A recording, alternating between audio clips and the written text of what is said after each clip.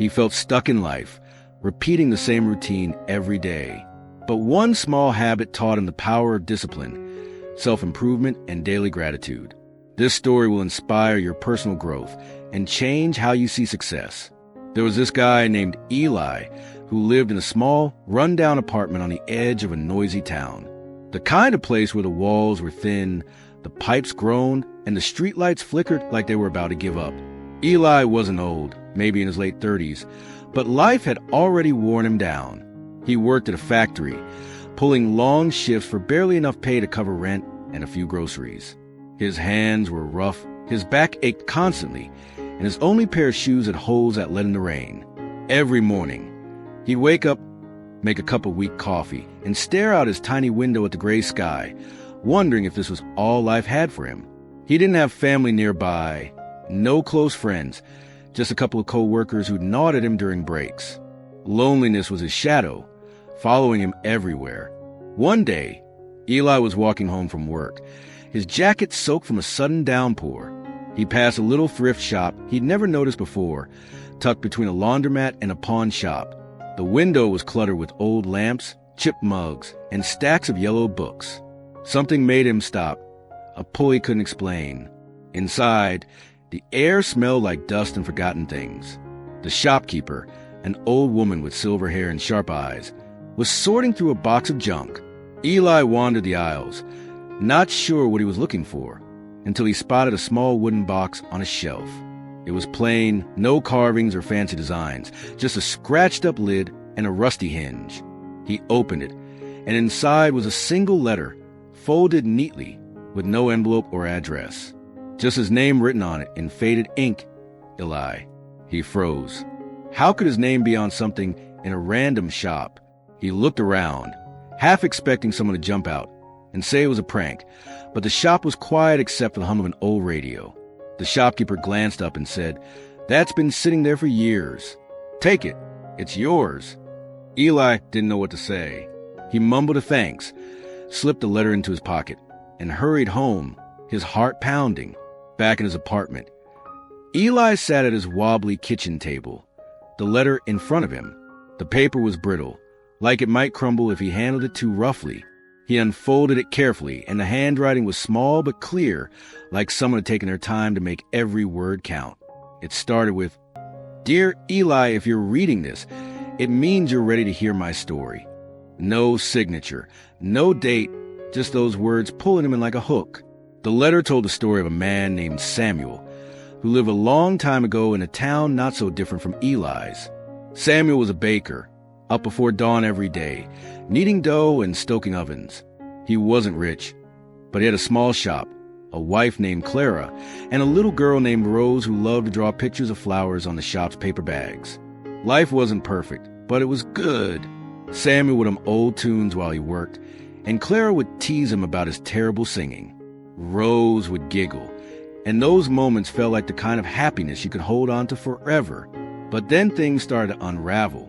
A fire swept through the town one night, starting in a warehouse and spreading fast. Samuel's bakery burned to the ground. He tried to save what he could, running into the flames to grab his recipe book, the one his father had passed down. He got out, but his hands were burned, scarred so badly he could barely hold a spoon after that. The insurance wouldn't cover the loss. Some fine print nobody had warned him about. Clara got sick soon after, a cough that wouldn't go away. Medicine was expensive, and without the bakery, money was tight. Samuel took odd jobs, cleaning stables, hauling crates, anything to keep them afloat. But Clara's cough got worse, and one cold morning, she was gone. Rose was only 7, too young to understand why her mom didn't wake up. Eli stopped reading for a moment, his throat tight. He knew what it was like to lose things, maybe not a wife or a child, but the slow grind of life taking away hope bit by bit. He kept reading, needing to know what happened next. Samuel's letter said he was angry for a long time. Angry at the fire, at the doctors who couldn't save Clara, at the world that kept spinning like nothing had happened. He and Rose moved into a tiny room above a butcher shop, the smell of meat seeping to the floorboards. Rose stopped drawing flowers. She'd sit quietly, staring at the walls, and Samuel didn't know how to reach her. He felt like he was failing her, failing himself. Every night, he'd lie awake, wondering what he'd done to deserve this. One day, Samuel was sweeping the butcher's shop for a few coins when an old customer, Mr. Tate, came by. Mr. Tate was a tailor, always dressed in a neat vest, even when the town was falling apart. He looked at Samuel, covered in sawdust and sweat, and said, "You're still here, Samuel. That's something." Samuel shrugged, not sure what to say. Mr. Tate reached into his pocket and pulled out a small notebook, no bigger than a pack of cards. "Take this," he said. "Write one thing every day that you're glad for. Doesn't matter how small. Just one thing." Samuel thought it was a stupid idea, but he took the notebook anyway, mostly to be polite. That night, Samuel sat with the notebook, staring at the blank page. He didn't feel glad about anything, but he thought of Rose, sleeping in the corner on a thin mattress, her small hand curled around a blanket. He wrote, "Rose is still with me." It felt like nothing, but he closed the notebook and went to bed. The next day, he wrote, "The sun came up." The day after, found a half loaf of bread in the market, still good. Small things, barely worth noticing. But something started to shift. Samuel began to look for those moments, like a scavenger hunting for scraps. He noticed the way Rose smiled when he made her a lumpy pancake from leftover flour. He wrote that down. He noticed the sound of birds outside their window, a tiny chirp that cut through the noise of the town. He wrote that too. Eli paused again, his coffee cold now. He looked around his apartment. The chipped mug on the table, the faint hum of the fridge, the way the rain had stopped tapping against the window. He got up, found a scrap of paper, and wrote, "The rain stopped." It felt silly, but he kept reading. Samuel's letter said that over time, the notebook filled up, not with big wins. There were no miracles, no sudden riches. But the small things added up. Rose started drawing again, simple sketches of birds and trees. Samuel found work at a new bakery, not his own, but steady. His hands still hurt, but he learned to knead dough again, slower, more careful. He wasn't angry anymore. He wasn't happy, exactly. But he was lighter, like a weight had lifted he hadn't even known he was carrying. Then came the twist. One day, Samuel found a letter tucked under the door of their room. It was from Mr. Tate, who'd left town months ago. The letter was short. "Samuel, I knew your father. He was my friend. When he died, he asked me to watch over you. I've been writing to you all these years, leaving notes where I knew you'd find them. This is the last one. You don't need me anymore." Samuel was stunned. He hadn't known Mr. Tate was close to his father. He hadn't known about any notes. But when he looked through his things, he found them. Scraps of paper he thought were random, tucked in his coat, under a loaf of bread, in the pages of a book. Notes that said things like, "Keep going, Samuel," or "Rose needs you." They'd been there all along, guiding him without him realizing. Eli's hands shook as he read this part.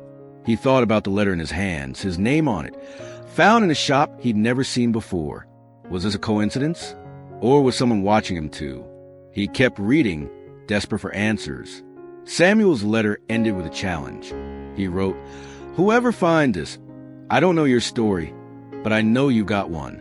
Life's heavy sometimes, and it's easy to think it'll always be that way. But start small. Find one thing every day that makes you glad to be here. Write it down. Don't stop. It's not about fixing everything. It's about seeing what's already there. I'm gone now, but I'm leaving this for you because someone left it for me." Eli put the letter down. His chest felt tight, not with sadness, but with something else. Hope, maybe, or the start of it. He looked at the scrap of paper where he'd written, "The rain stopped." He added, "Found this letter." Then he grabbed his coat and went back to the thrift shop, hoping to ask the shopkeeper about the letter's origin. But when he got there, the shop was gone. Not closed, gone. The space was empty, just a blank storefront with a "For lease" sign. He asked the guy at the pawn shop next door, but the guy just shrugged and said, "Never seen a thrift shop there." Eli went home, the letter tucked in his pocket like a secret. He started writing in a little notebook he bought for $1 at the corner store. Got through work today. The coffee was stronger than usual. Saw a kid laugh on the bus. Small things, stupid things, but they started to matter. He noticed the way the streetlights glowed softer after rain, the way his co-worker Maria always saved him a donut from the break room. He wrote those down too. Months passed, and Eli's life didn't change much on the outside. He still worked at the factory, still lived in the same cramped apartment, but he felt different. He started talking to Maria more, and she invited him to her family's barbecue. He went, nervous at first, but ended up laughing harder than he had in years. He wrote that down, laughed until my sides hurt. He started saving a little money, not much, but enough to buy a new pair of shoes. No holes this time. One day, Eli was cleaning his apartment and found the letter again, tucked in a drawer. He read it one more time, and at the bottom, in tiny handwriting he hadn't noticed before, was a single line. Pass it on. He didn't know how, but he knew he had to. He thought about Rose, who must have grown up, maybe had kids of her own. He thought about Samuel, who'd lost everything but found a way to keep going.